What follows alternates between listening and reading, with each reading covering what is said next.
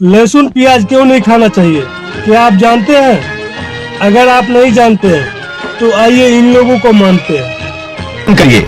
आप कहते हो कि प्याज और लहसुन का त्याग कर दें, तो इसमें दोष का है? हमें ये नहीं समझ में आया अभी तक कि प्याज और लहसुन में दोष का है। वो जमीन में उगता है, जैसे आलू उगते हैं, मूली उगता है, वैसे तो हमारे जो भाव दूर करें।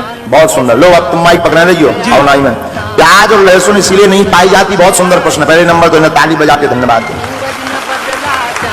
प्याज और लहसुन इसलिए नहीं पाई जाती क्योंकि प्याज और लहसुन का जन्म गंदगी से हुआ, राक्षस के मल से हुआ, इसलिए वो गंदग, उससे दुर्गंध बहुत आती।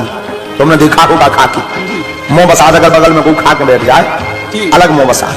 तो देवता अगर आना भी चाहे तो दुर्गंध के कारण देवता आ नहीं पाते हैं, हनुमान जी की कृपा हो नहीं पाती है क्योंकि वो राक्षस के मल से प्रकट हुई है, इसलिए प्याज और लहसुन खाना वर्जित है। अब बच्चों तो प्रश्न समाधान हो गया जी। You sit down. Virendra ji कह रहे हैं प्याज लहसुन का जन्म मल से हुआ, राक्षसों को गंदगी से हुआ, इसलिए उसे नहीं खाना चाहिए। अब आइए जानते हैं ये क्या बोल रहे हैं। जो लहसुन प्याज की उत्पत्ति है, जब समुद्र मंथन हुआ और उसमें अमृत निकला तो अमृत को देवताओं ने पिया। मोहिनी भगवान बांट रहे थे, नारायण मोहिनी बनकर बांट रहे थे अमृत। एक राक्षस ने अमृत को पी लिया धोखे से, नाम था राहु। वो देवताओं का रूप बनाया और अमृत को देवताओं के बीच में खड़ा होकर पी लिया। अब जब भगवान को पता चला कि इसने अमृत पिया तो तुरंत उसने अमृत पिया था कि कुछ बूंद अंदर गई, कुछ 2 बूंद उसके मुंह पे थी और भगवान ने सुदर्शन से उसका सिर काट दिया। तो उसके गले से होती हुई वो बूंद जो पेट में जाने वाली थी, चूंकि गला कट जाने से पेट में इतनी स्पीड से भगवान ने सिर काट दिया कि पेट में ना जाकर वो अमृत की 2 बूंद जमीन पर गिर गई। अमृत की बूंद जमीन पर गिरने से 1 बूंद लहसुन हो गई, 1 बूंद से प्याज हो गई।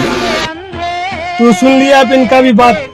ये बोल रहे हैं अमृत से हुई है प्याज लहसुन का जन्म, राक्षसों को झूठी अमृत से। अब किनको बात पे भरोसा किया जाए बताइए? हम तो भैया मूर्ख आदमी है। अब बताइए आप ही किनका बात पे भरोसा किया जाए? आप अगर इनसे फिर पूछेंगे कि गेहूं और चावल का जन्म कैसे हुआ तो शायद हमें लगता है जो बोलेंगे जब भगवान अमृत पी रहे थे उनमें से 2 बूंद गिर गया, 1 बूंद चावल बन गया, 1 बूंद गेहूं बन गया, इसलिए भगवान को भी चढ़ाया जाता है और हम लोग भी खाते हैं।